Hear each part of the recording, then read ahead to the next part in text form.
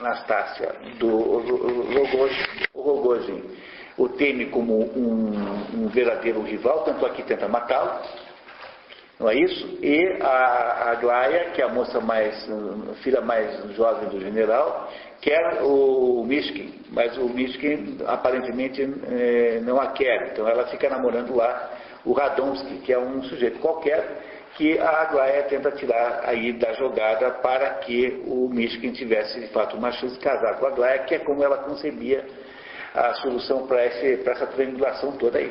Tá? Isso, hoje, nos dias de hoje, é todo mundo para a cama junto. Resolvia o problema. Né? Nessa época as coisas eram mais complicadas, mas hoje em dia teria soluções mais práticas para o problema. Né? Que era o sistema da Simone de Beauvoir com o Jean Paul Sartre. Mas eu já estou fazendo fofocas indevidas aqui. Continuamos? Livro 3? Que tal? Quem é que está na vez? Por gentileza. Esta parte começa com o aniversário do príncipe Mishkin, na Dasha dos Evângelos, em Pavlovsk. Eles são vizinhos, né? São vizinhos, tá? Mishkin, a senhora Evângelos e suas 3 filhas, o príncipe Schneider e Radomski, discutem o liberalismo. Esses dois aí são os pretendentes, né? Ok. O liberalismo aqui é mais no sentido político que econômico. Não esqueça que estava havendo ali uma distensão do regime. Em 61 já houve a abolição da servidão na Rússia, então havia ali, é claro, toda a conversa política. Como é que faz para tornar a Rússia um país mais ocidental do que oriental? Esse é o problema que se queria resolver ali naquele momento. Radomski insiste em que o liberalismo é contrário à Rússia e que qualquer um que se declare liberal não é russo. Para ele, liberalismo seria alguma coisa importada da Europa e seus adeptos na Rússia não visariam a melhoria do país, mas estariam solapando cada fundação sobre a qual a Rússia estava assentada. Estes liberais não seriam russos verdadeiros. O príncipe Mishkin, que não está se sentindo bem, pede que se desculpe de seu comportamento estranho. De fato, às vezes, sente-se aliado deste mundo. Às vezes, lhe dá vontade de ir para algum lugar, sumir inteiramente dali, que gostaria até de um lugar sombrio, deserto, contanto que ficasse só com os seus pensamentos e que ninguém soubesse onde ele se encontrava.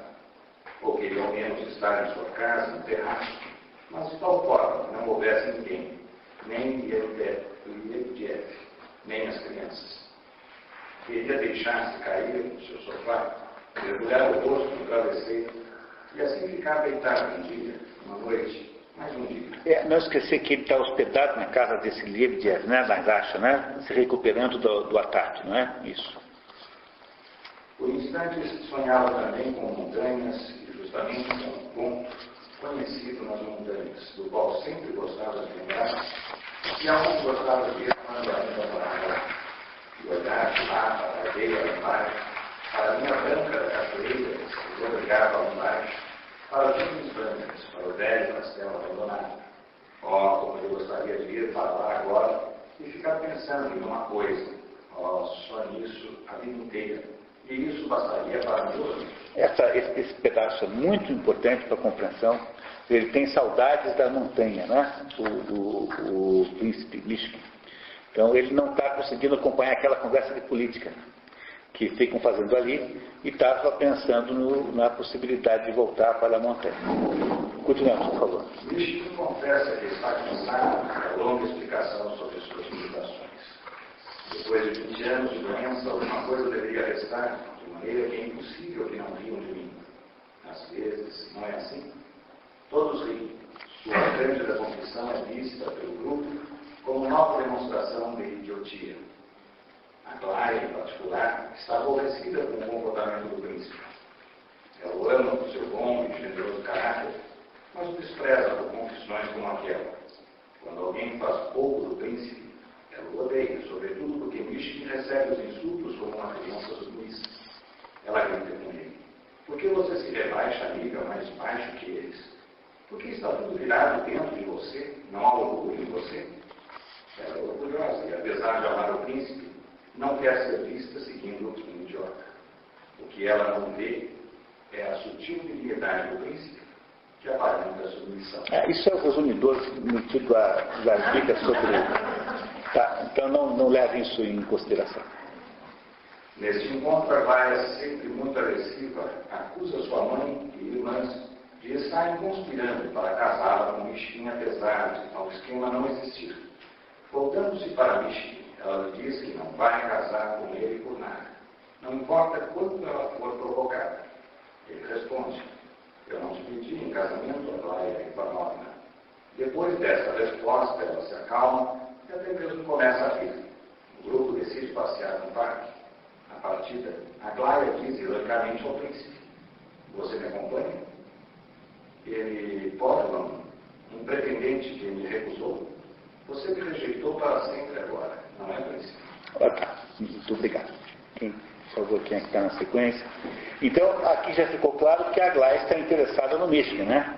Não há nenhuma dúvida que a Aglaia está interessada no príncipe. Muito bem. Vou ouvir as bandas do Kupak. Aglaia, caminhando de mãos dadas no Mishkin, aponta um banco verde e confidencia que ela sente ali todas as manhãs antes de os outros acordarem. Ele reage com indiferença. Mais tarde, o príncipe recebe um bilhete dela pedindo-lhe que ele a encontre naquele banco na manhã seguinte às 7 horas. Agora está desgostada com o fato de lhe dizer tudo sem que o príncipe perceba nada das suas dúvidas. Porque eles foram passando assim, olha, todo dia aqui de manhã sento aqui, às 7 horas da manhã. E ele não percebeu que era para ele ir lá encontrá-la. Ela manda um bilhete: favor me encontrar amanhã às 7 horas. Porque o Mishkin parece que não tem essa malícia. Ele não tem nenhuma malícia. Ele é o idiota, né? Não é isso? Muito bem, continuamos. Em seguida, um incidente. Aparece Anastasia Filipovna para aquele grupo. Pela primeira vez desde a festa de aniversário dela. Que é a primeira vez. Isso faz meses, né? Porque ele ficou 6 meses em Moscou, depois levou o tiro numa facada, né? Sei lá, né? Ele caiu, né? Por isso que... Sei lá, faz quase um ano que isso aconteceu, que ela aparecia em público de novo. O grupo, o Repantin, fica chocado em vê-la. Ela é cada vez mais vista como uma desgraça para a sociedade de bem e uma mulher caída. Anastasia aproxima-se de Radomski e debocha dele a respeito do suicídio do tio que havia acontecido naquela manhã. Ele ainda não sabe, imagino, com o objetivo de diminuir o prestígio do rapaz junto aos Lepantins. Com isso, ela espera retirar o rapaz da disputa por Aglaia, deixando apenas o príncipe Mishkin no bar. Ela confessaria depois que amava o príncipe, mas quer que ele seja feliz, coisa que só Aglaia poderia fazer. O príncipe está incomodado em ver Aglaia e Anastasia juntas. Por causa das provocações da moça, um oficial amigo de Radomski insulta Anastasia. Essa é uma simples caso para chibata. E ela lhe dá uma bengalada no rosto. Quando o oficial vai revidar, o príncipe o intercepta. O oficial o empurra e quer bem salvá-lo, mas Mishkin agora corre o risco de ter de enfrentar um duelo. É isso, que era um que era pugilista, lembra? E que era do grupo dos chantagistas, mas ficou lá, agregado lá, a família do que pediu dinheiro, ele deu, e ficou lá amigo do Mishkin. Agora chega mesmo a dar instruções sobre como agir num duelo, e ele admite estar com ele. Mas ela quer saber se ele é covarde. Mishkin esclarece que covarde é aquele que tem medo e foge. Mas quem tem medo e não foge, não é covarde. Muito obrigado, tá? Aquela mesma noite, o príncipe valia na direção do banco verde, onde se encontraria com Aglaia no dia seguinte.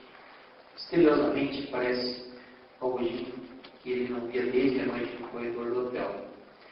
Desde então, o príncipe o havia perdoado. Isso é muito estranho? Isso parece uma coisa que o príncipe teria feito.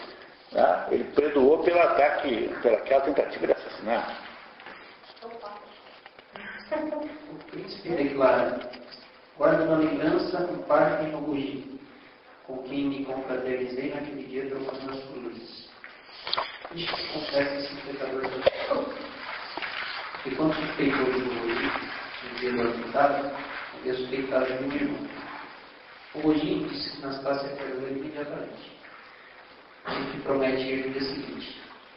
Ogujim revela que Anastácia e Aglaia têm se correspondido. O Ogujim é muito boa a ideia que a Anastácia consiga de fato empurrar a Aglaia para o príncipe, porque o Ogujim morre de ciúmes do príncipe, porque acha que a Anastácia o ama de verdade, né? Tem certeza que ela o ama de verdade. Então ele está fazendo tudo para conseguir esse estratagema de certo. O príncipe Ogujim volta a uma dacha de Liebediev, onde acontece uma reunião em que os pontos altos são a interpretação de Liebediev, do Apocalipse de São João, e a decisão de Hipólito pelo suicídio. O Hipólito é aquele tuberculoso criminal, né? Amigo do Cólera, é isso. Um dos 4 chantagistas é esse Hipólito. A tese de Liebediev é que o crescimento da ciência e a disseminação do egoísmo são sinais de que o fim está próximo. O aumento do interesse econômico e a prevalência do interesse próprio são sinais que simbolizam, de acordo com ele, que era o último cavaleiro que chegou e com a própria falência da humanidade. O Mercúrio Politi deu um artigo, carta aberta aos seus amigos. O documento chama-se Minha Explicação Necessária. Tem como subtítulo Après moi le déluge. Nota do consumidor, depois de mim, o dilúvio. Expressão atribuída a Luís XV, mas de autenticidade habitual. Parece que eu nunca disse isso, como também a Maria Antonieta, mulher do Luís XVI, não teria dito também: se não há pão que como brioches. Então essas são dessas frases que se tornaram um clichê, serem repetidas. O Luís XIV teria dito: l'état c'est moi, o Estado sou eu. Também parece que não é verdade. Esse outro diz: après moi le déluge, depois de mim o dilúvio, e o Luís XVI não falava nada, coitado, mas a sua mulher carregou-se de dizer que se não há pão que como brioches. São todas, provavelmente, aí, calúnias dos revolucionários do São Francisco para denegrir a família real francesa. Eu sou um pouco suspeito porque eu sou monarquista. Então eu sempre sou um pouco, puxo a sardinha para o lado dessa turma em relação aos outros, né? Mas continuamos. O conteúdo está associado à sua morte próxima. O documento está cheio de desesperança de um homem moribundo. Descreve pesadelos horríveis e visões, mas também traz ideias interessantes. O político que vai morrer em poucos meses vê em torno de si pessoas saudáveis e se pergunta por que elas não vivem o máximo que podem. O político também comenta a pintura de Holbein. Nota no resumidor, trata-se da pintura impressionante vista na casa de Ogujim. Essa aqui, né? Essa aqui tá. E acha-se como místico, perturbado por ela, achando também que ela tem o poder de diminuir aos negros.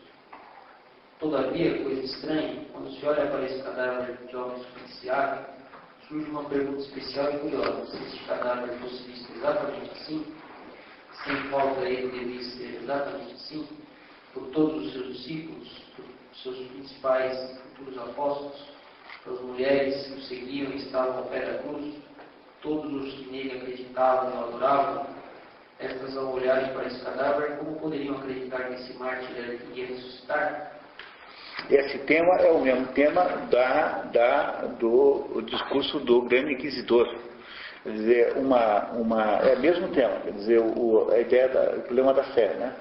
Quer dizer, o que ele está dizendo é que a foto de Jesus Cristo, a imagem de Jesus Cristo morto, pode ser uma desanimadora para quem quer acreditar na possibilidade da ressurreição, porque afinal de contas parece perdida a situação e não ganha, né? Quer dizer, é preciso acreditar apesar de tudo.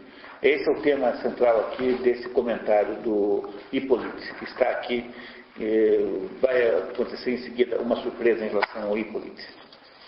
A carta também refere-se a uma boa ação de Hipólito, devolvendo a carteira perdida a um homem pobre e o ajudando a conseguir um emprego.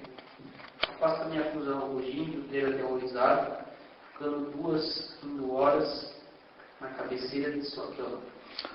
Deve certamente uma alucinação. Ficando rindo 2 horas, né? O 2 está fora de lugar. Professor, nessa parte do livro, um momento que ele percebe que o Agostinho está lá, sentado à mesa, olhando para ele com aquele sarcasmo todo, mas depois ele verifica que a porta estava fechada, trancada. Como é que o Paulo Gênio entrou lá? Pois é, por isso que foi feito aqui essa observação, que provavelmente trata de uma alucinação, mas não é uma alucinação gratuita. Quer dizer, é como se esse Rogojin tivesse alguma qualidade de que natureza, em última análise? Satânica. Esse Rogojin tem as características satânicas claras aí, né? Ele é assassino em potencial, Então aí o que o Dostoiévski faz é deixar na dúvida essa situação. Quer dizer, de fato, o Rogojin pessoalmente não poderia ter estado lá, mas esteve de alguma maneira. E é por isso que atribui-se isso a essa alucinação. Então, professor, mas por que o Rogojin, se a diferença dele era com o príncipe por uma questão de ciúmes, por que ele resolveu aterrorizar o político? Não porque o Hipólito tem alguma coisa especial, mas é porque ele aterrorizaria qualquer pessoa moribunda, qualquer pessoa frente à possibilidade da morte. Se ele tem essa conotação satânica, então ele é um diabo genérico, não é um diabo específico do Rogojin. É por isso, não há nada especial no Hipólito, a não ser o fato de que ele está perto da morte. Essa é a ideia central aqui, porque de fato há uma ambiguidade enorme nesse pedaço da história aqui. Por isso que eu escrevi desse jeito, botei aquele comentáriozinho ali, fato, de que se deve certamente uma alucinação. Ok? Muito bem. Muito obrigado. Quem quer continuar, por favor, Mara? Pobre sensibilizou o príncipe, que já havia experimentado a mesma solidão. Na Suíça, e algumas vezes agora, ele se sente como um deslocado, um pária, separado da humanidade do mundo. Sob esse ponto de vista, Hipólito e Mishkin são iguais. A carta acabava indicando a intenção do rapaz de matar-se ao nascer do sol, e não tardava 2 horas. Na latitude de São Petersburgo, no verão, o dia era Eu conheço a experiência de Hamburgo, mas Hamburgo que é mais baixo do que, não é tão alto quanto São Petersburgo. No verão, 5h30 da manhã, 5 da manhã, não, mas menos, 4h30 da manhã tem sol. No verão, 4h30 da manhã tem sol, no verão, né? No inverno, em compensação, o sol vai nascer lá pelas 10, 10h30, antes disso não tem sol. Porque é tudo extremo, né? Em Belém do Pará, que é sobre o Equador, o dia e a noite tem o mesmo tamanho o ano inteiro. Ou quase o ano inteiro, diferenças muito pequenas. Porque aí a variação, né, é muito menor. Questão da latitude, né? Continuamos. O grupo reunido pede a Hipólito que não cometa suicídio. Ele parece concordar, mas quando o sol se levanta, ele sai da casa, puxa uma pistola, encosta o cano na cabeça e puxa o gatilho. A bala não dispara porque não havia cápsula no cano. As opiniões sobre esse incidente variam, ficando a maioria com a tese de que se tratava apenas de uma exibição. Não tem Hipólito realmente intenção de matar-se. O príncipe vai ver Aglaia na manhã seguinte no banco verde, conforme combinado. O bizarro triângulo entre Nastássia, Aglaia e Mishkin revela-se neste encontro. Aglaia vagamente confessa seu amor ao príncipe, propondo fugir com ele. Ele recusa. Aglaia entrega as cartas que Nastássia havia escrito. Aglaia sabe que Nastássia ama um príncipe, mas quer que ele case com ela. Aglaia ama Mishkin, mas quer que ele case com ela de vontade própria, e não porque outros querem. O príncipe, vamos lembrar, tende para Salvador de nação. Mishkin é as cartas de Nastássia que elogia Aglaia, diz que o príncipe a ama, Aglaia, insistindo no fato de que ela só quer fazer o príncipe feliz porque ele sabe quão infeliz ela, Nastássia, é e tem simpatia por ela. A Nastássia destas cartas, suplicante humilde, não é a mesma que a Nastássia do resto do mundo. O problema é claro, não pode ser resolvido com facilidade, porque o príncipe insiste em salvar a Nastássia, que só ama Mishkin, que é vago e ingênuo nas coisas do amor, o amor que se conhece é o ideal cristão. Ele é virgem, né? Ele não tem ideia de que seja uma relação amorosa, assim, concreta, né? Aglaia está apaixonada por Mishkin, mas não pode suportar a presença de Anastácia, a mulher que o príncipe quer salvar. E aí, não está complicado isso? Né? Está bem complicado. Tá? Quer continuar, por favor? Livro 4 e último. Acho. Passa-se uma semana desde o encontro do príncipe e agora nas outras vezes. O narrador volta a atenção para Vários, irmã de Gânia, e decide bancar a casamenteira e unir seu irmão a Antônio. Voltando para a casa dos Epantins, contudo, traz um rosto de desapontamento e revela que Mishkin parece ser o pretendente oficial. Gânia cogita dele não ser o pretendente aceitável por causa do seu pai, mas ainda há esperança, porque Vaia entrega um bilhete em que a galera diz que ele viu. Agora, então, para piorar a situação, o Gânia entra na jogada para disputar a Aglaia, que ele queria casar com ela desde o início, lembra? Deu um bilhete, então, não é isso? Bem no começo, ele queria casar com ela. E quem está tentando fazer esse casamento funcionar é a Vária. O Varvara é a irmã dele, que vai fazer todo o possível para que o Gânia consiga casar com a Aglaia. Vamos ver o que acontece. Enquanto isso, é encerrado o incidente ocorrido no final da reunião, em que Hipólite tentara suicídio. A carteira de Iedédia, com 400 rublos, havia sumido, e havia apenas 3 suspeitos: o general Ivolin, Keller e Fierchen. De fato, o general Ivolin havia roubado, fato que Mishkin e Iedédia já haviam concluído. Mas o general entendido havia secretamente devolvido a carteira. Iedédia, para punir o velho e deixá-lo ansioso, faz de conta que não recuperou a carteira. Quando o príncipe fica sabendo a situação, solicita a Iedédia que perdoe o general. Perdão, mas com o simples fato de que ele pôs o perdido tão à vista do Senhor. Debaixo da mesa e não sobre a casaca. Com isso, ele já está demonstrando francamente que não quer artimanha com o Senhor e lhe pede desculpa de forma simplória. Escute, está pedindo desculpa. Mais tarde, Mishkin encontra-se com o indignado general que revela estar se mudando da casa de Iedédia, onde estava morando. O resto da família havia se mudado para a casa de Vaia, que havia casado com Ivan Vitzen. Segundo seu hábito de imitar histórias, conta Mishkin que quando era pequeno havia encontrado Napoleão, e que o imperador francês havia gostado dele, nenhum impulso de suas opiniões. Ele havia pedido conselhos militares. Após o encontro com o príncipe, o velho Ivolin teve uma matar. Esse episódio aqui eu teria tirado do resumo de modo geral, porque afinal ele é um episódio secundário, mas ele tem o ponto importante, é que ele revela a personalidade do príncipe, né? Porque o príncipe vê que o outro está torturando sadicamente o general, que havia roubado a carteira, havia se arrependido e devolveu. Aí o outro, para deixar o general sentindo-se mal, não continua dizendo que a carteira não apareceu. E aí o príncipe diz assim, como diz lá o Frei nos Noivos, que acho que nós não lemos aqui, né? Diz assim, é preciso perdoar sempre, perdoe. Ele está lá pedindo desculpas, perdoe. Quer dizer, uma das características desse príncipe é ter uma compaixão. Né? Ele é um sujeito com compaixão, de modo geral. Por isso que esse pedacinho aqui foi selecionado. Aí voltamos à trama agora normal. Muito obrigado, viu? Quem é que está na vez aqui? Começamos aqui na frente de novo. Acho que tem alguém que não leu ainda? Da nota. Não? Então, Eva, por favor.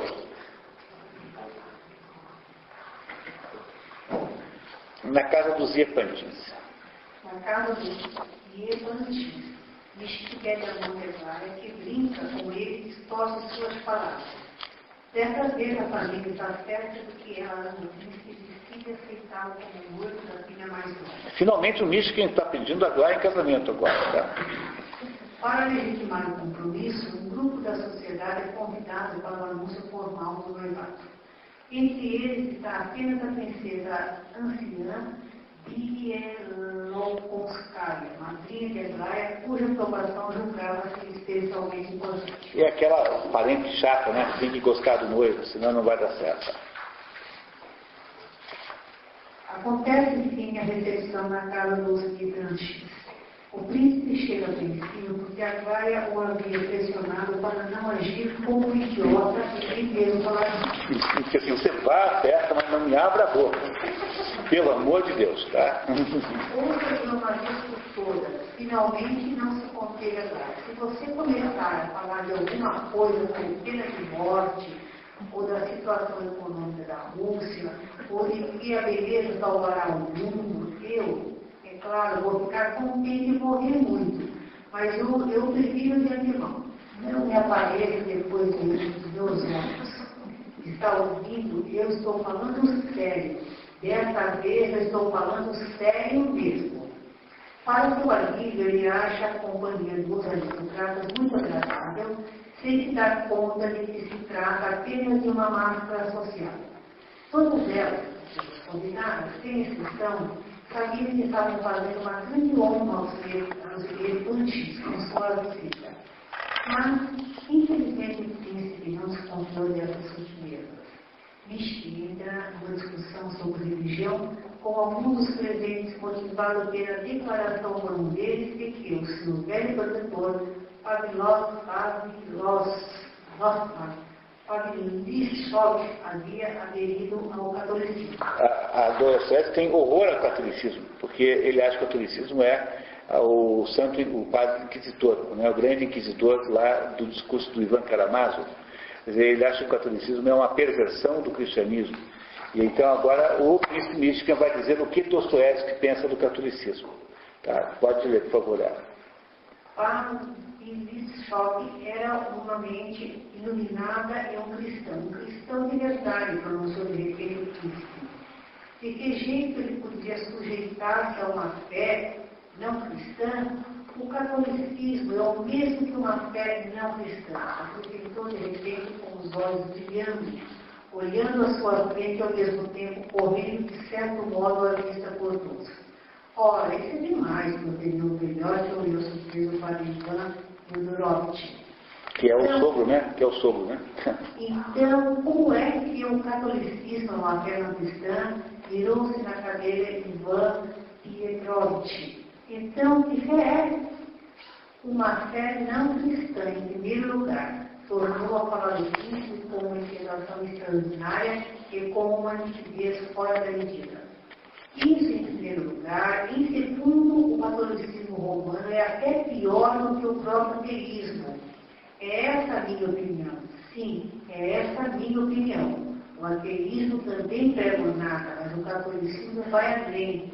Prega um Cristo deformado, que ele mesmo dividiu e profanou, um Cristo oposto. Ele prega o anticristo, eu lhe juro, lhe asseguro. Essa é uma convicção minha e antiga, e ela mesma me atormentou.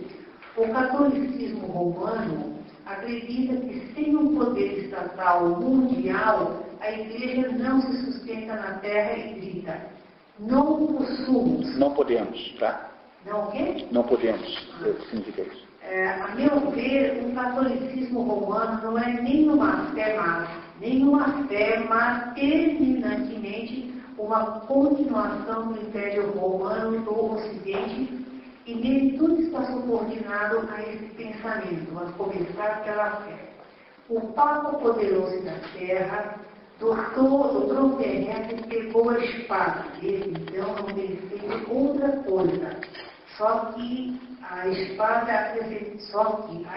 apresentou a mentira, a esperteza, o embuste, o fanatismo, a superstição, o crime, brincou com os próprios santos, com os sentimentos verdadeiros, simples e fervorosos do povo, trocou tudo por dinheiro, pelo vil poder terrestre. Isso não é uma doutrina anticristã?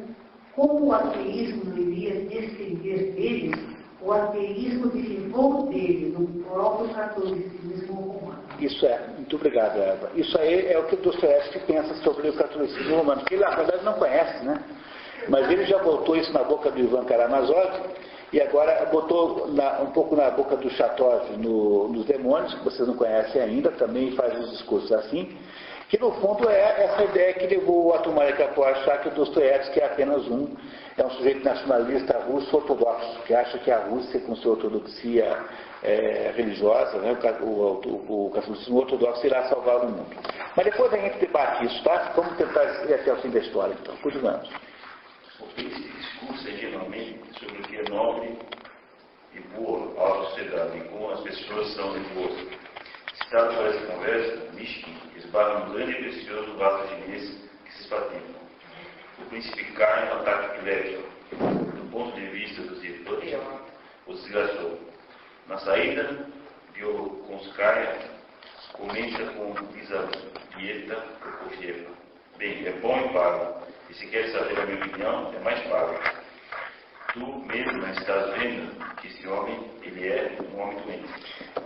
Deu certo o noivado do príncipe Michigan com a Aglaia? Não deu certo. Primeiro arruma essa briga, segundo quebra o vale, depois tem um ataque epilético e a Bieloruskaya, que era quem daria, afinal de contas, a aprovação formal, acha que ele é um idiota. Né? Continuamos. Mishkin dá-se parcialmente contra o que fizeram no dia anterior. Você esqueceu que o dia seguinte o general Ivoquim morre. No dia seguinte o general Ivoquim morre.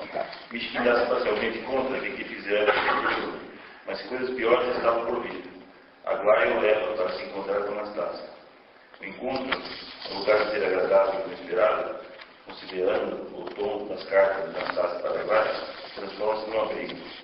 O príncipe é obrigado a decidir, naquele momento, quem ele ama, Anastácia ou Aglaia, e ele reluta. Aquela demora demais para Aglaia, que só o quer de todo o coração. Ela vai embora e Anastácia desmaia. O príncipe, preocupado com Anastácia, no lugar de ir atrás da noiva, fica com ela. Aglaia desiste de Mishkin. Anastácia desiste de Rogovin. O príncipe e Anastácia estão de novo juntos, embora o prestígio social de Mishkin houvesse diminuído significativamente. Havia a seguinte versão sobre os acontecimentos. Contavam que ele teria guardado deliberadamente uma reunião solene para convidá-los na casa dos pais da noiva, na qual ele foi apresentado a muitas pessoas importantes, para, em voz alta, na presença de todas elas, expor seu modo de pensar, destratar honrados dignatários, denunciar a sua noiva em público e de modo ultrajante, e resistindo aos criados que o punham para fora, quebraram um belo vaso de vinho. Então essa era a versão que corria na cidade. Mas só que agora o Michigan e a Anastácia agora vão casar. Né? Muito bem. Tá? Pode ler mais um pouquinho. 2 semanas depois, Anastácia soltou em casamento ao príncipe. Perguntado se está feliz com o casamento, Michigan responde: feliz? Ah não, só estou me casando. Com isso fica claro que o príncipe só quer salvar Anastácia de Rogojin. No dia do casamento, Anastácia, no caminho da igreja, vê Rogojin no meio da multidão. Ela grita para ser salva. E os dois, Anastácia e Rogojin, fogem por entre uma tuba. Na porta da igreja. Né? Muito bem, obrigado. Tá? Olha, Cecília, por favor. Anastácia Filipovna pareceu realmente pálida como lenço, mas os olhos graúdos e negros brilharam sobre a multidão como brasas. Foi esse olhar que a multidão não aguentou. A indignação se transformou em gritos de êxtase. Já se haviam aberto as portinholas da carruagem, Keller já dera a mão à noiva, quando de repente ela gritou e precipitou-se do alpendre contra o povo. Todos os que a acompanhavam ficaram petrificados de surpresa. A multidão se afastou diante dela e a 5 ou 6 passos do alpendre apareceu subitamente Rogojin. Foi o olhar dele na multidão que Anastácia Filipovna captou. Ela correu até ele feito louca e lhe segurou as 2 mãos. Salva-me, leva-me daqui, para onde quiseres nesse instante. Mishkin vai imediatamente a São Petersburgo, à casa de Rogojin. A empregada diz que ele não está, mas o príncipe pensa o haver entrevisto pela janela. Bate na porta dos vizinhos e pergunta por Rogojin de modo alterado. Procura Anastácia em lugares possíveis, mas ninguém a havia visto. Finalmente, Rogojin o encontra no hotel e o convida para ir em sua casa. Num aposento escuro, o príncipe descobre que Rogojin a havia matado. O príncipe chegou-se ainda mais perto, um passo, outro, e parou. Estava de pé e escrutou com o olhar 1 ou 2 minutos. Durante todo o tempo, ao pé da cama, os dois não disseram uma palavra. O coração do príncipe batia tanto que parecia que o ouviam no quarto, no silêncio mortal do quarto. Mas ele já se acostumara, de modo que podia distinguir toda a cama. Nela alguém dormia um sono absolutamente imóvel. Não se ouvia nem o mínimo farfalhar, nem o mínimo respiro. O adormecido estava coberto desde a cabeça por um lençol branco, mas os seus membros eram como se estivessem dispostos de maneira estranha. Pela altura só se via que havia uma pessoa estendida. Ao redor reinava o desordem, a cama, nos pés, nas poltronas ao pé da cama, até no chão estava espalhada a roupa tirada, um rico vestido de seda branca, flores, fitas. Na mesinha à cabeceira reluziam os brilhantes tirados e espalhados. Nos pés estavam amassadas em um bolo umas rendas, e sobre as rendas brancas, a ponta de um pé nu apontava por baixo do lençol. Ele parecia como que esculpido de mármore e estava terrivelmente imóvel. O príncipe olhava e sentia que quanto mais olhava, mais mudo e silencioso ficava o quarto. Súbito, zuniu uma mosca que acordava, passou voando sobre a cama e calou-se à cabeceira. O príncipe estremeceu. A Rogojin matou a Anastácia. Né? E agora vamos para o final da história. Rogojin descreve friamente o assassinato, dizendo que a faca só havia penetrado 3 ou 4 polegadas sobre o seio esquerdo e que apenas uma colher de sangue havia vertido. Ele a atingira diretamente no coração. Rogojin então afastava-se da cama onde estava o corpo e cai numa pedra delirante. A cavaluca dele, íntima, enxugava a terra. Quando a polícia finalmente chega, atraída pelos vizinhos que o vítima havia alvoroçado, encontra o príncipe completamente idiotizado, sentado ao lado de Rogojin.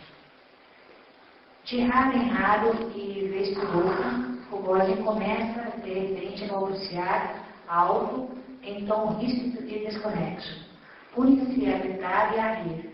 Então o príncipe lhe estendia a mão trêmula e lhe tocava suavemente a cabeça, o cabelo, afagava-o e o afagava e as Nada mais conseguia fazer. Ele mesmo começava a tremer outra vez, e outra vez era como se as pernas voltassem subitamente a fraquejar.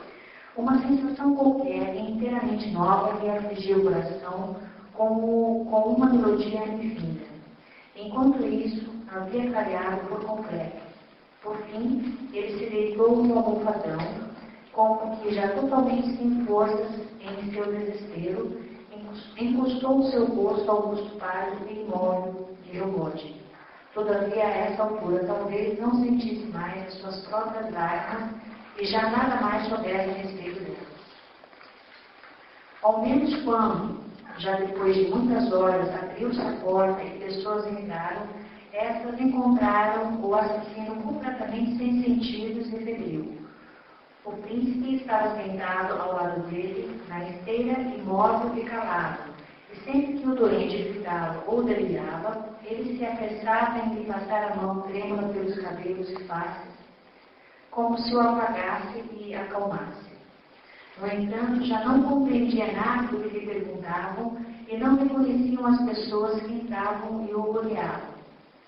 Se o próprio Schneider chegasse agora na Suíça e olhasse para o seu ex-discípulo e paciente, ele, relembrando o estado em que o príncipe às vezes ficava no primeiro ano de tratamento na Suíça, agora desistiria e diria como naqueles tempos: idiota. No final, o príncipe volta para a Suíça, os infantins, menos Aglaya, Radomski e o príncipe Shin o visitam. Eles ordenou, Rogojin é sentenciado a 15 anos na Sibéria. Aglaya casa-se com um polonês cujos títulos e fortuna tornariam mais tarde serem fantasiosos. O príncipe Mitkin é apenas um idiota. Então, gostaram da história? O que dizer de uma coisa dessa, né? É isso? Nós vamos precisar, pessoal, passar um pouquinho do nosso tempo, sabe? Porque, infelizmente, não dá para compactar muito. Vamos passar aí uns 20 minutos, vocês me perdoarem aí. Nós vamos precisar de um pouquinho, meia hora pelo menos, agora para conversar sobre isso, se não for mais. Eu acho essa a melhor história dos Dostoiévski. Eu acho essa história magnífica, adoro essa história. E o Edson já me contou, depois você também viu, né? Há um filme do Akira Kurosawa chamado O Idiota, que é uma belíssima versão cinematográfica dessa história, muito fiel, né? Não é isso, né? né? Essa história do idioma. Akira Kurosawa é a prova inconteste de que não há barreiras entre as culturas, né? Quer dizer, quando um diretor japonês consegue fazer as melhores interpretações de Shakespeare e de Dostoiévski, é sinal de que esse negócio de barreira cultural, no fundo, é apenas formal, né? Você pode transpor, sem dúvida nenhuma. Não há uma barreira cultural de verdade. Nós somos capazes de entender o budismo de alguma maneira, se você, obviamente, fizer os exercícios certos, né? Professor, pois não. Eu li o livro e aquele manuscrito do Hippolyte, eu achei aquele discurso dele, nossa, super inflamado. Ali se tem a impressão que ele é uma pessoa boa e depois fala que ele não é bom, que ele é uma pessoa má, que tem tendências maldosas. Quem era de fato o Hippolyte? O Hippolyte, eu não sei exatamente como é que ele entra na análise geral do livro. Ele é um russo comum, quer dizer, ele é um sujeito ali que está ali como todo mundo, mas condenado à morte, e que está cogitando quais são os valores da vida, né? Esse é o papel dramático do Hippolyte na história, porque ele é um cogitador dos valores da vida. Tanto é que o ponto central do discurso do Hippolyte é dizer, vocês têm a vida toda e não vivem? Eu que não tenho a vida mais, estou escandalizado com vocês. É como se o Dostoiévski estivesse nos contando aí que o Hippolyte representaria, assim, digamos, a potência humana de fazer alguma coisa e tal. Mas talvez quando a gente conseguisse entender o conjunto, talvez o Hippolyte apareça aí com mais clareza, né? O livro é muito grande e o livro tem muitos pedaços que foram, de alguma maneira, menos prezados aqui no resumo. Porque não dá para fazer maior que isso, vocês viram, né? Como já ficou meio abstrato, esse era o resumo tipicamente para fazer em 40 páginas. Mas aqui não dá, então a gente não consegue fazer na prática depois do estudo. E aí eu queria perguntar para vocês se vocês têm alguma pista de qual é o significado geral da obra, porque essa obra tem um significado geral que, além de ser muito importante, é também um pouco de chave para compreender o próprio Dostoiévski. E parece que o jeito de começar a entender a obra é começar perguntando assim, afinal de contas, o que nós sabemos sobre a principal personagem que se chama Príncipe Mishkin? O que nós sabemos sobre o Príncipe Mishkin? O que vocês dizem? Você tem uma impressão boa dele ou uma impressão ruim? Impressão boa. Alguém tem impressão ruim? Eu não gostei dele, é muito bobão. É muito idiota mesmo. Tá certo. O Dostoiévski queria mesmo fazer a gente achar isso também, né? Porque vamos começar pelas coisas boas. O que ele tem de bom? Um bom coração. Ele é um bom coração, ele é sincero, sensível aos outros, tem compaixão, né? Quer dizer, ele tem uma capacidade de entender os outros. Ele é um sujeito que... É o quê? Que perdoa, é um sujeito sem rancor, um sujeito generoso, não é tudo isso? Ele é generoso, ele é um sujeito assim, cavaleiro, ou pelo menos muito cuidadoso com os sentimentos dos outros, não é isso? Não, muito cavaleiro. Aquele dia que ele vai ele quer casar com a Anastácia, né? Só para não deixar passar aquela humilhação. A primeira vez, né? Não reage, quer dizer, é um sujeito que controla suas emoções, não é isso? Ele tem coisas muito boas, né? Talvez isso seja já um pouco de defeito, né? Mas entre as qualidades, né, o que é que ele tem? E ele tem, me parece que a qualidade que mais resume o nosso herói aqui é que ele tem uma coisa chamada inteligência do coração, que é quase a maior de todas as inteligências, né? Porque ele é um sujeito de coração generoso. Ele é generoso por natureza, é um sujeito bom no sentido técnico da palavra bom, não é isso? Mas ao mesmo tempo que ele é bom assim, o que ele ali é de defeito? É essa qualidade central. Ele é inocente, ou seja, um pouco trouxa, né? Ingênuo, né? Que tem assim um pouco a mesma coisa. Ele é fisicamente forte ou fraco? Ele é fraco, ele tem essa epilepsia, tem esse problema. Quer dizer, ele tem uma porção de problemas, né? Não é isso? Quer dizer, ele, no fundo, tem talvez você pudesse dizer que a junção das qualidades que ele tem com os defeitos que ele tem o configuram como sendo uma personalidade quixotesca.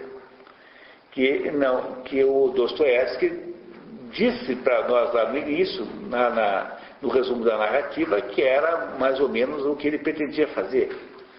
Não é isso? Quer dizer, o Quixote quem é? É o sujeito bom e que, no entanto, parece ridículo, sob vários aspectos. Né? Nós temos aqui Dom Quixote programado? Não. Então, o mundo que vem, talvez, a gente põe aí. Mas o Dom Quixote é isso, é um sujeito que está errado do ponto de vista da Terra, mas está certo do ponto de vista do céu, né? Que é um pouquinho o caso também do Mishkin. Então, ele tem uma personalidade contraditória, porque ao mesmo tempo que ele tem qualidades incríveis, por outro lado, ele tem comportamentos que qualquer pessoa normal a reputaria como sendo discutíveis, pelo menos, né? Tanto é que ele irrita todo mundo, né? E a Eva deve ter ficado irritada com ele em algum momento, porque ele é de fato um sujeito complicado, né? Não é isso? E uma outra qualidade que nós falamos é que ele é um bom, ele faz uma boa análise das outras pessoas. Ele enxerga a alma das pessoas. Ele enxerga a alma das pessoas e interpreta os outros. Quer dizer, ele chegou na casa lá da prima dele, logo no início já foi analisando as moças todas, tal. Ele interpreta psicologicamente muito bem os outros. Não é isso? Mas se ele... Parece a vocês que tem mais qualidades positivas ou mais qualidades negativas? Positivas. Se ele tem mais qualidades positivas, por que o Dostoiévski o chama de idiota? E a expressão idiota, em russo como em português, não é muito, lisonjeadora, né? Então, por que... Ele diz isso, né? Quando é chamado de idiota no começo. Falou assim, olha, eu era um idiota, agora não, tal. Mas por que o Dostoiévski o chama de idiota? Eu ponho o título como sendo um idiota. E por que ele faz isso? Se tem alguma desconfiança da razão pela qual o autor teria feito isso? Porque ele é fora do padrão, né? Mas por que ele, de alguma maneira, o autor se esforça de nos apresentar assim, esses, digamos, aspectos discutíveis do príncipe Mishkin como sendo pertinentes a um idiota?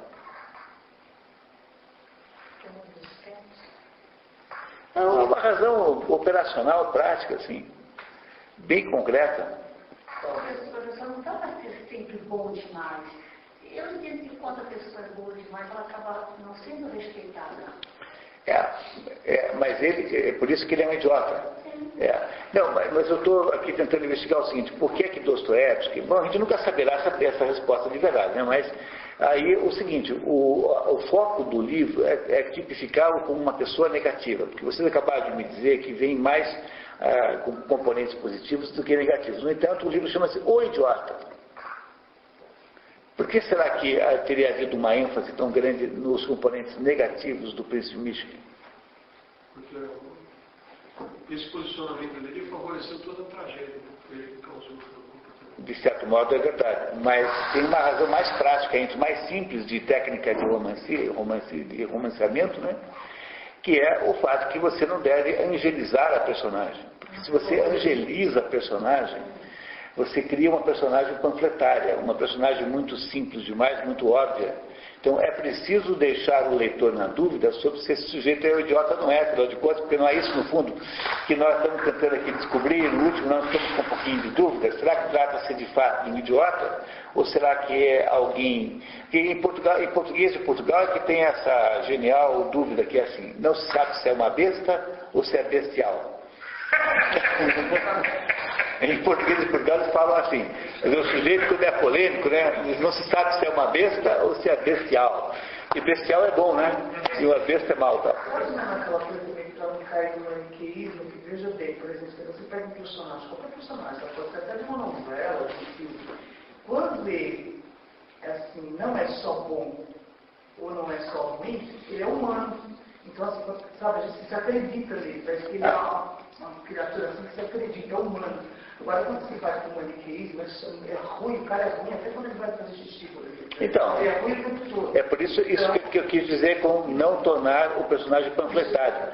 Porque essa redução da pessoa a só as suas qualidades, a só os seus efeitos, chama-se panfletarismo, que você usa na política. Então, tá aí, ninguém diz assim, não, o meu oponente é muito bom, ele fez isso, fez aquilo, olha que bacana e tal.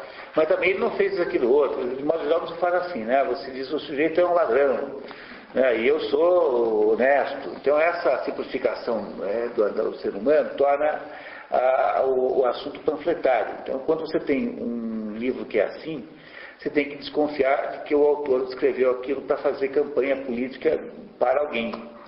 Então, na vida real, nunca ninguém é assim.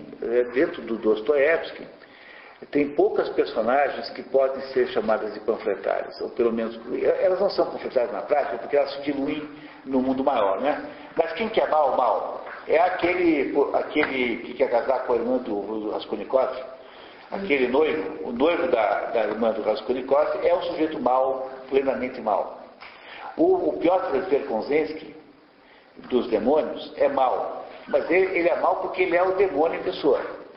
Por isso que ele é mau. Você entendeu? Mas o outro, o Nikolai Stavrogin, é altamente polêmico. É capaz de grandes atos de generosidade e grandes atos de maldade. É mais ou menos como é o Dmitry Karamazov, que também é um sujeito de grandes atos bons e grandes atos maus. Então, qualquer romancista talentoso nos deixará em dúvida sobre a personagem. É isso que se faz aqui com relação ao príncipe Mishkin. Mas vocês todos descobriram já desconfiaram que vocês acham que ele é melhor do que pior, né?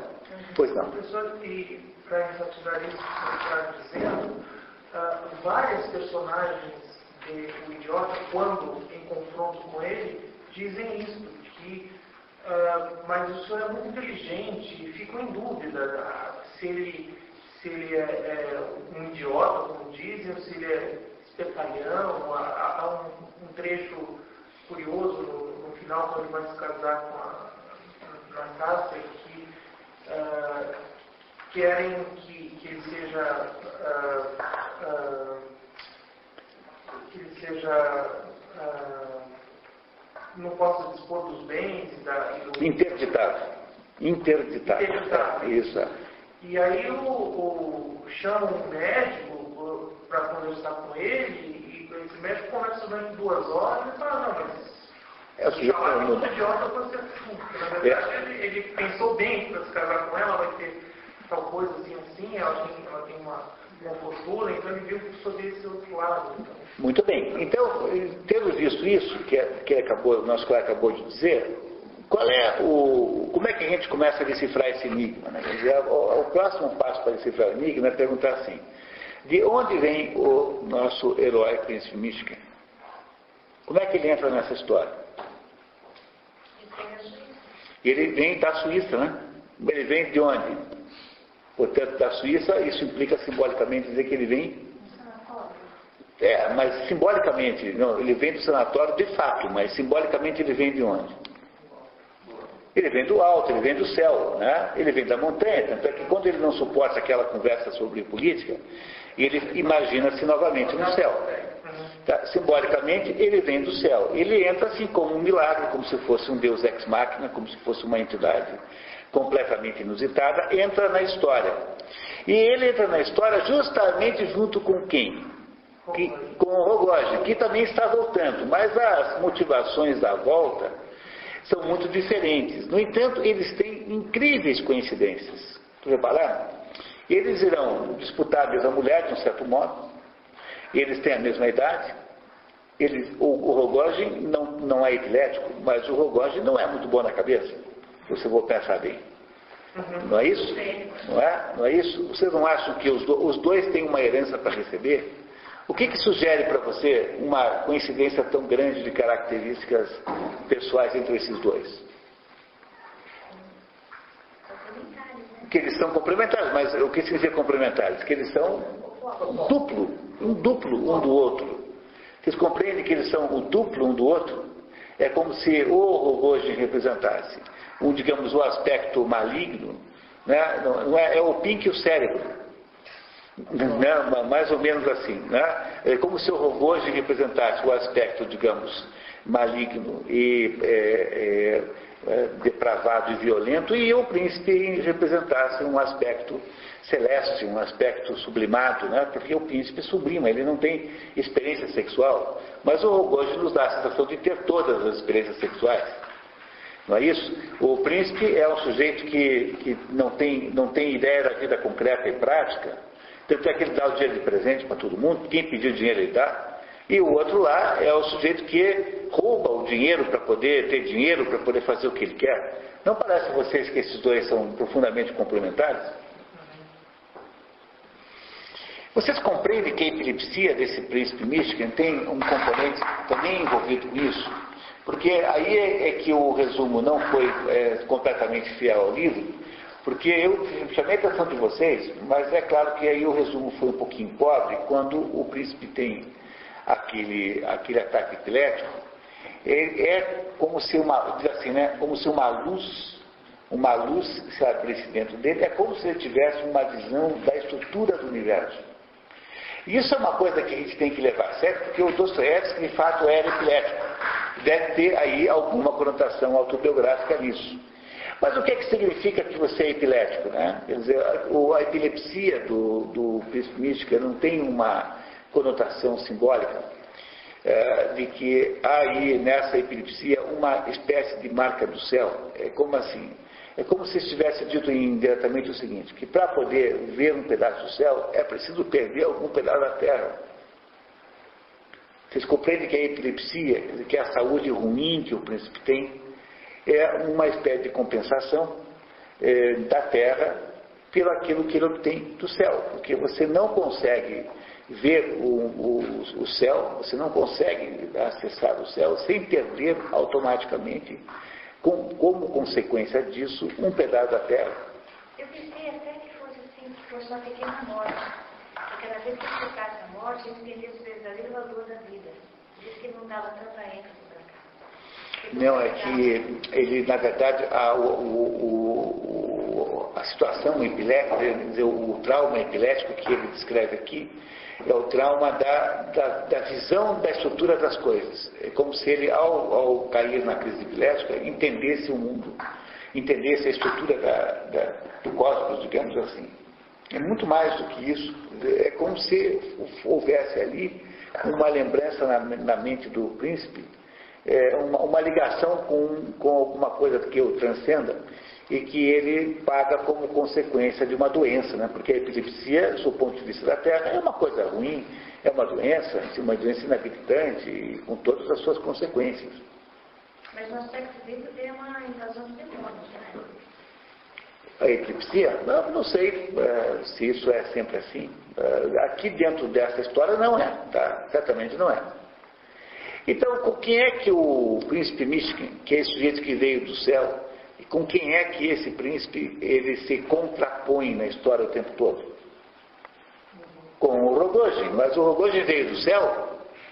Não, o Rogojin veio do inferno. Ficou um mês lá de cama porque tinha roubado o pai. Quer dizer, o Rogojin veio do quê? Dos aspectos baixos do desejo, em última análise. Né? Quer dizer, o Rogojin, o que ele fez? Para poder cumprir o desejo de obter a moça, ele roubou o pai e, né, fez sabe-se Deus qual é a contribuição que ele teve na morte do pai também, né? Indiretamente, né?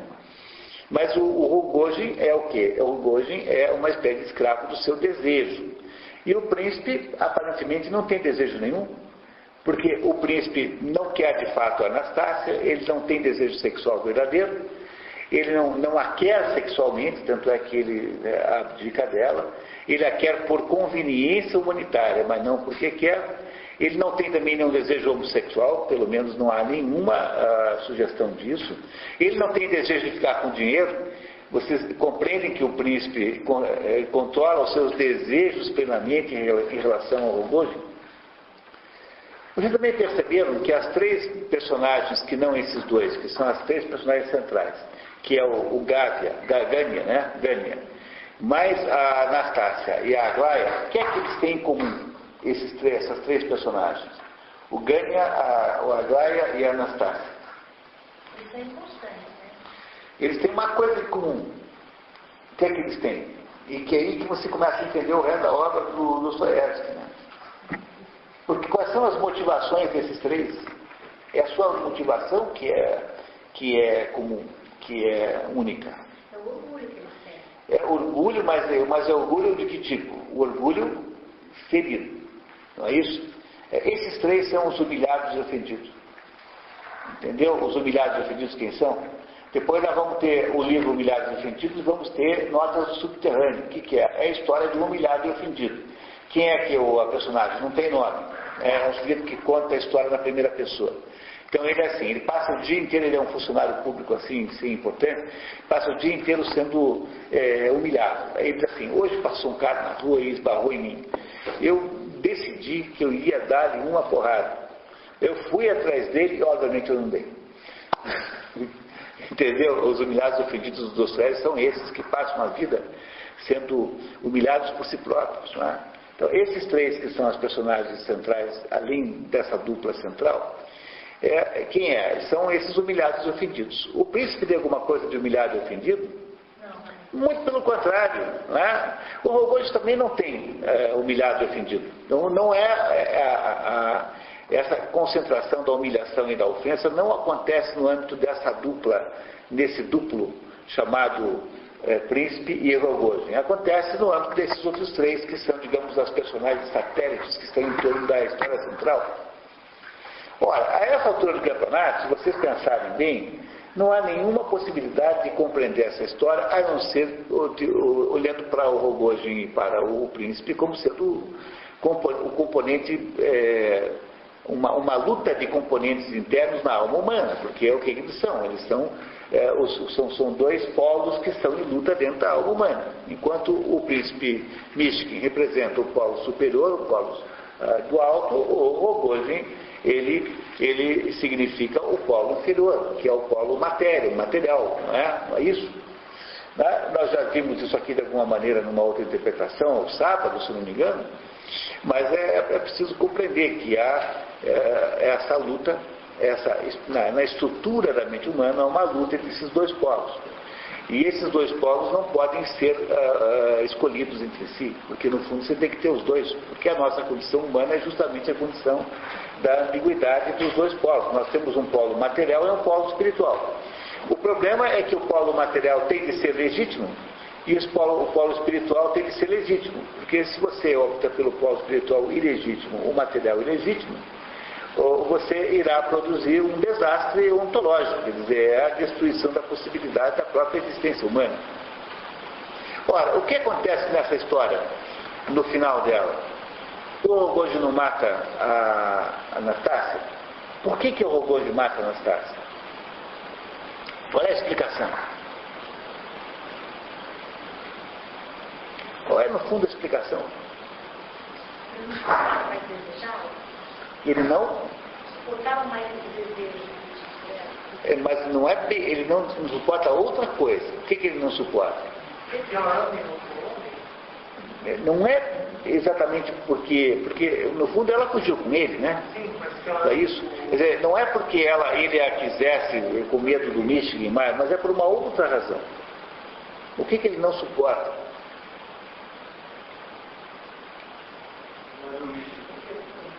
É o quê?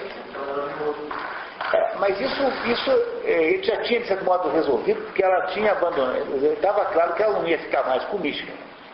Mas tem uma coisa que está associada a essa ambiguidade dos polos, né, que eu acabei de escrever.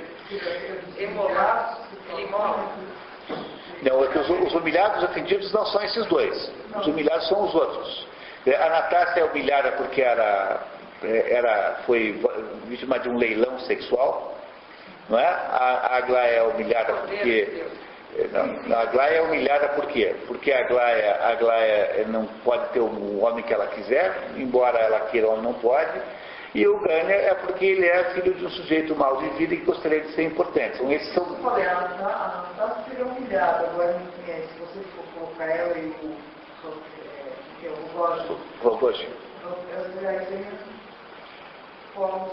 Olha, por que o Rogojin mata a Anastácia? É verdade, mas por uma razão concreta. Acho que nem tanto, né? Acho que pode ser que tenha um conteúdo sacrificial nisso, tá? Tem um conteúdo sacrificial nisso, sim, tem toda a razão. Quer dizer, a Anastácia funciona um pouco como cordeiro, como bode expiatório, como vítima sacrificial. Não há dúvida nenhuma que tem esse componente. Mas há um outro componente mais forte que esse, mais poderoso. O que o Gogôji não suporta? O Gogôji não suporta é que a caridade vença o desejo. Não é isso que o Gogôji no fundo não suporta? Porque o príncipe, o que caracteriza a relação amorosa dele para com a moça? Caridade. Ele a vê como uma moça confusa, uma moça perdida, uma moça que fará um monte de besteira na vida, louca, doidivanas, e ele quer casar com ela para protegê-la de quem? Do outro. Mas o outro quer casar com a moça por quê? Porque ele a deseja. Não é isso? Não é que ele a deseja? Pois a morte dessa moça é a confirmação de que ali, naquele momento, dentro daquela circunstância da história, o desejo, a rebelião, a motivação central desse Rogojin para matá-la é a motivação, é a rebelião do desejo contra o quê? Contra o desejo, contra a ligação espiritual que há entre o príncipe e aquela situação. Ou seja, a rebelião da carne, da terra, a rebelião do desejo ilegítimo, que é o desejo que o Rogojin tem com a moça, contra o desejo legítimo que poderia vir a ter ali, nunca teve. De certo modo, o príncipe também é enviado, né? Ele é tão enviado que ele volta para a Suíça, volta para o céu, porque ele não foi capaz de viver com as regras da terra. Não é isso? Mas diz uma coisa, se o Rogojin gostava tanto dela, desejava tanto dela, ela foi para ele, por que ele não mata? Por que não curte?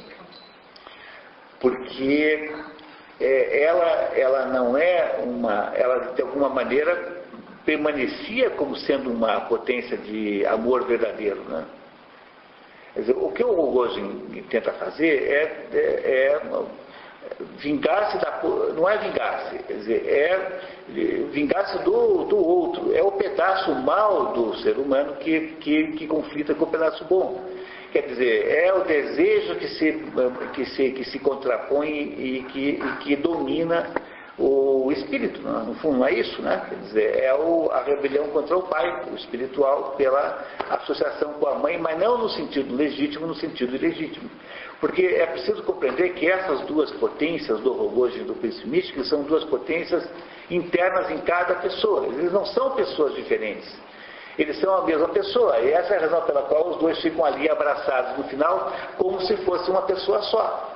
Não é isso? A descrição final não é de que são uma pessoa só?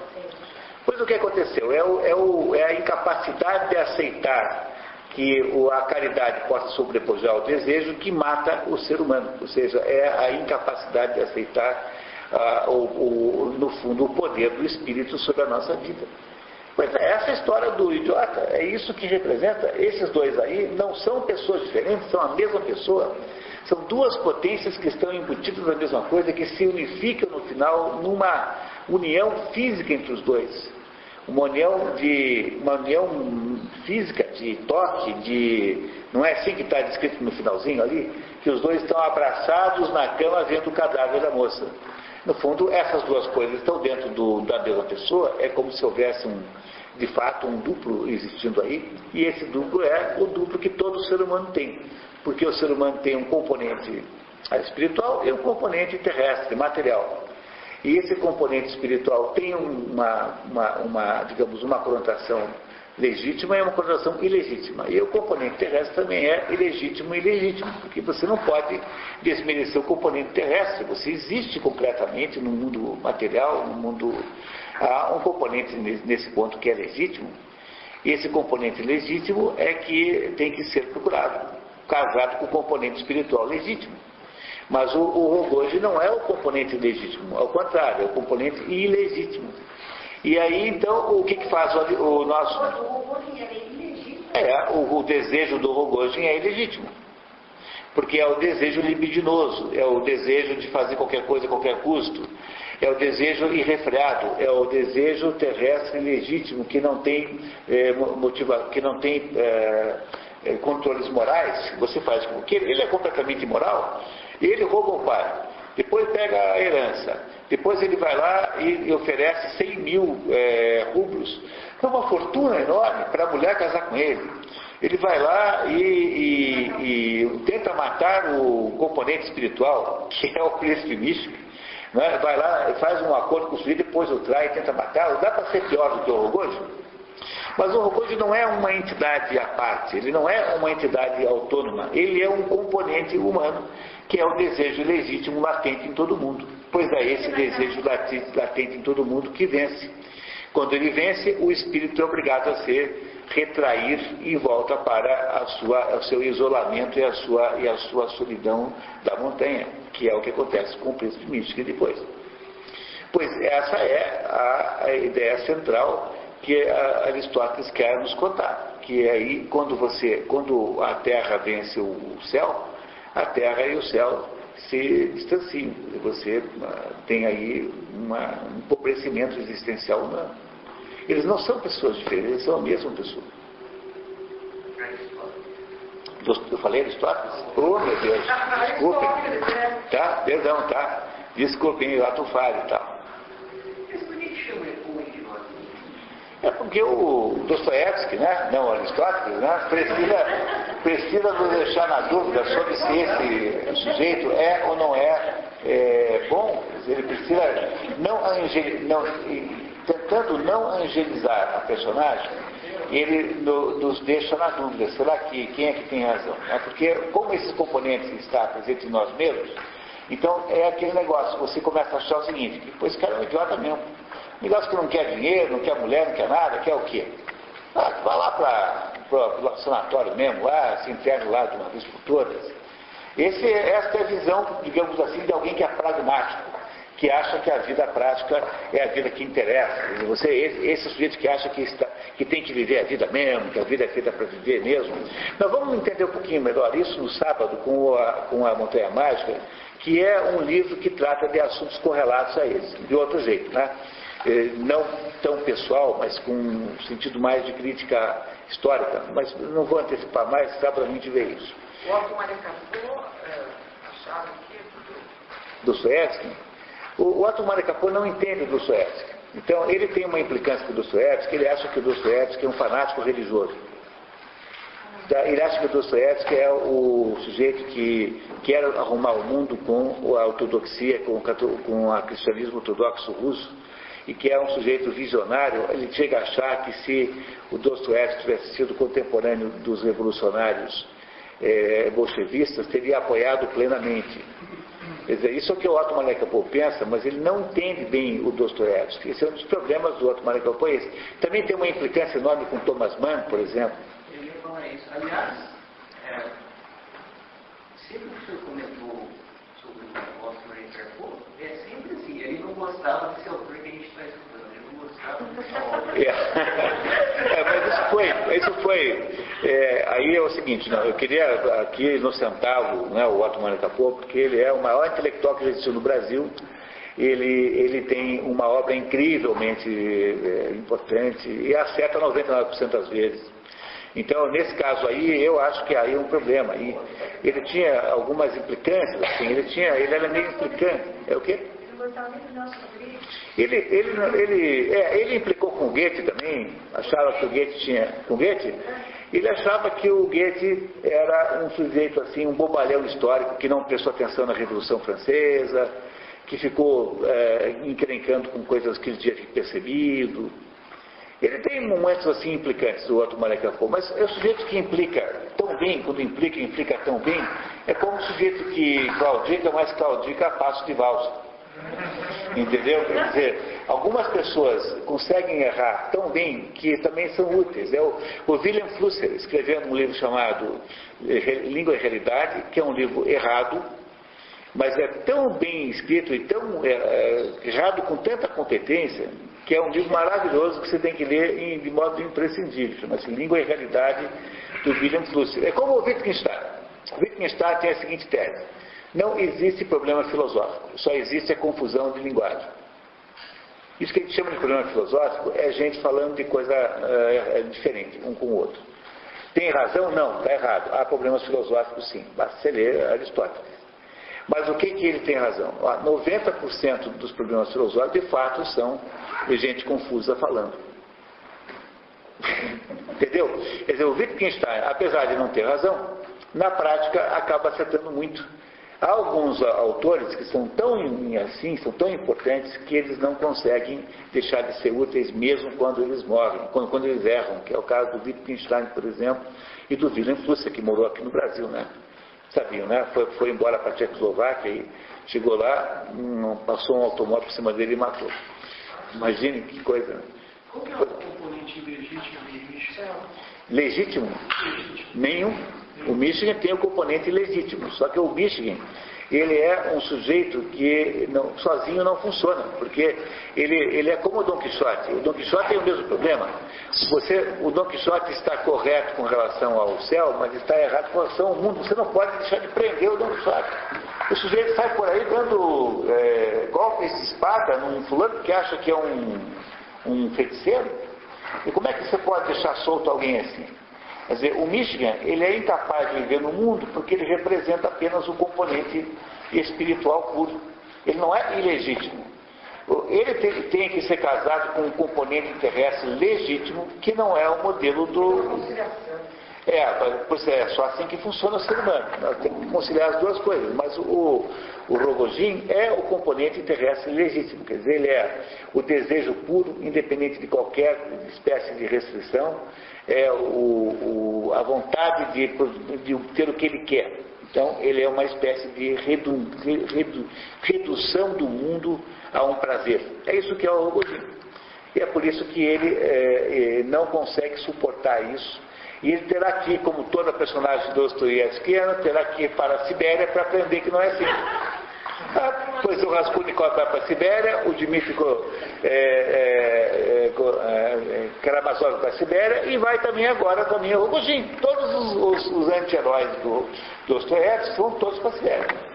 Por que é assim? Porque o Dostoiévski acha que só a mortificação da carne, que é a Sibéria, é que vai produzir a possibilidade do desejo terrestre legítimo.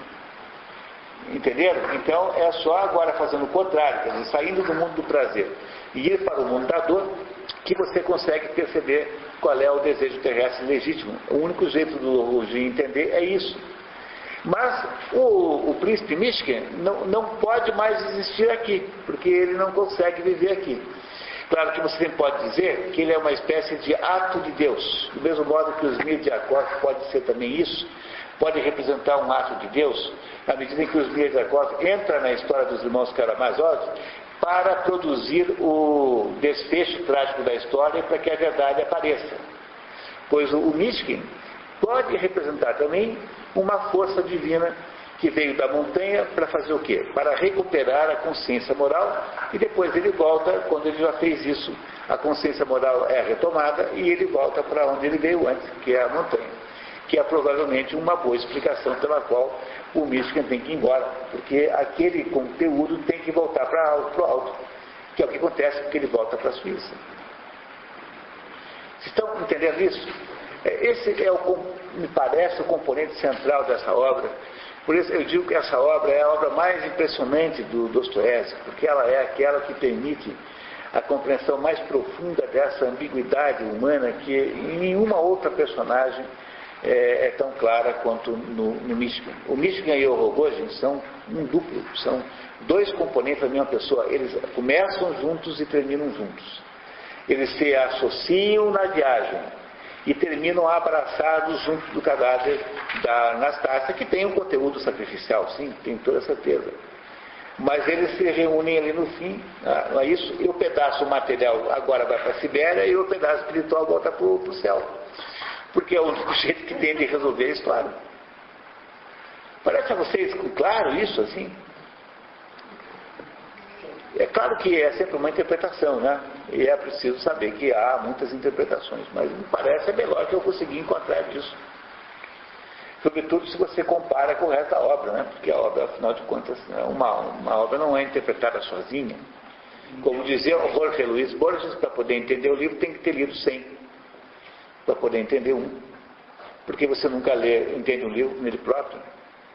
Não é assim? Quer dizer, o livro não se entende nele próprio, não é? Ele tem que ser compreendido num contexto, num conjunto de outras obras. Não tem o lado simbólico, né? Nenhum dos dois tem indicado com ela, não é?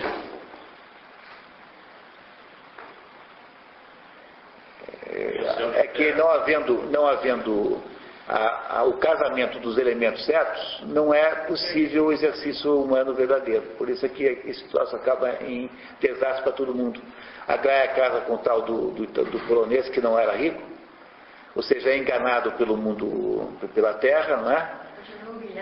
Continua humilhado e fedido. Quer dizer, no fundo o que ele quer dizer é exatamente isso, que é inviável a existência humana e a aventura humana, a não ser que você consiga fazer o quê? Seja capaz de recuperar a legitimidade da matéria e do espírito ao mesmo tempo, ou seja, recuperar o estado humano anterior à queda do paraíso. Porque a queda do paraíso é a destruição da liberdade ontológica humana. Por isso é que quando Adão e Eva são expulsos do paraíso, a primeira coisa que eles fazem é vestir peles de animais. O que simbolicamente representa a redução ontológica do ser humano, que associou-se com a ilegitimidade do desejo terrestre, porque não é isso que Adão e Eva querem, é o desejo de ser Deus. Esse desejo é ilegítimo. E é essa ilegitimidade do desejo que o Rogojin representa. E é por isso que ele precisará agora fazer o caminho oposto, que é o caminho da mortificação da carne. Por isso que ele tem que ir para a Sibéria, como todos os outros foram. Né? Todos os outros vão para a Sibéria. No caso dos demônios, não tem isso, né? nem no caso das notas do subterrâneo. Mas há complementações dessa ideia de outra maneira. Eu não vou aqui antecipar as outras duas obras, mesmo porque nós teremos aí, daqui um pouquinho mais para frente, né? O Ipojuca, não é isso? Né? O Ipojuca Pontes, daqui eu acho que são 30 dias, porque mudou a data. Novembro, só em novembro. Em compensação, no dia que estava normalmente aí planejado, que será na quarta-feira anterior ao nosso encontro mensal de sábado, a Realizações, né, vai fazer o lançamento do Trivium, e aqui eu vou fazer uma pequena palestra sobre o livro, e vamos fazer aqui uma coisa social, né, nesse dia, não é isso? Estão todos convidados. Na quarta-feira anterior a essa, no mesmo noite de hoje, anterior ao sábado, que eu estarei aí, está aí marcado no calendário, é só olhar. Eu vou mandar na newsletter. Então, vamos fazer o lançamento do Trivium, uma obra importantíssima. Pelo seu livro, o Dostoiévski vai explicando determinadas estruturas, né? Porque, se não me engano, existem dois pontos, um chamado Milhares de Ofendidos e outro o duplo, né? Então, escritos, acho que na juventude, isso vai se refletindo depois com maior clareza na obra dele. Pois é, por isso que eu estou dizendo para vocês que o idiota é uma espécie de chave do enigma, assim. Se você compreende isso que eu acabei de explicar, fica muito mais fácil de entender o idiota e você saberá mais do que o Otto Karpo sobre Dostoiévski. Porque o Otto Marikapô não é capaz de entender isso. Por que ele não é capaz de entender isso? Porque quando o Otto Marikapô insiste em ver Dostoiévski politicamente, ele acha que Dostoiévski é um fenômeno político. Ele está falando das grandes disputas ideológicas europeias do século XIX. Ele não compreende o que eu estou dizendo, porque o Otto Marikapô tem uma tendência a desconsiderar o aspecto simbólico espiritual das coisas. Em todas as críticas ele faz isso. Como ele é um gênio, ele sempre acerta por tabela. Porque ele, não sei se ele acha isso um pouco assim, fora de propósito, para um crítico do século XX, com toda aquela visão. É o quê? Na ideologia dele, ele é cientista. Tá vendo? Ele chegou uma hora e falou assim, não escrevo mais sobre cultura e vou escrever só sobre política, no final da vida. Tanto é que tem um livro para comprar, que se compra em sebo, que eu não me lembro agora o nome, só tem crônicas políticas. E ele decidiu que não ia mais escrever uma palavra sobre cultura e achava que não havia no Brasil. Veja, foi ele quem escreveu aqueles editoriais do jornal Diário da Noite, Basta e Chega, que deflagraram a Revolução de 64. Ele era jornalista do Diário da Noite, escreveu 2 editoriais famosíssimos, um chamado Basta e um chamado Chega. E ele derrubou o governo, que era um governo esquerdista. Ele depois fica assim, completamente simpático ao esquerdismo. Então ele, no final da vida, ficou mais político do que nunca. Então ele tinha um viés aí de natureza política, que no caso do Dostoiévski impede que ele entenda o autor. Agora, eu digo isso aqui entre nós, né? Porque é claro que tem muitos conteúdos sobre Dostoiévski em Otto Maria-Capô, que são muito úteis e são muito bons. Ele só não enxerga o cerne, o coração da obra de Dostoiévski. Porque ele não valoriza essa ambiguidade que eu estou aqui descrevendo. Nenhum outro livro lida tanto com isso como esse aí, que nós acabamos de analisar. É isso, pessoal. A gente tem que parar, passamos um pouquinho da hora. Queria agradecer muito a presença e dizer que amanhã, ortodoxia, para quem está fazendo ortodoxia, amanhã à noite na Igreja Nacional do Brasil, 7 horas, sem falta, e aqui no sábado teremos a Montanha Mágica às 15h30. Tá certo? Obrigado a todos. Então, que bom. Tá, que bom. Tchau, né? Até amanhã, né?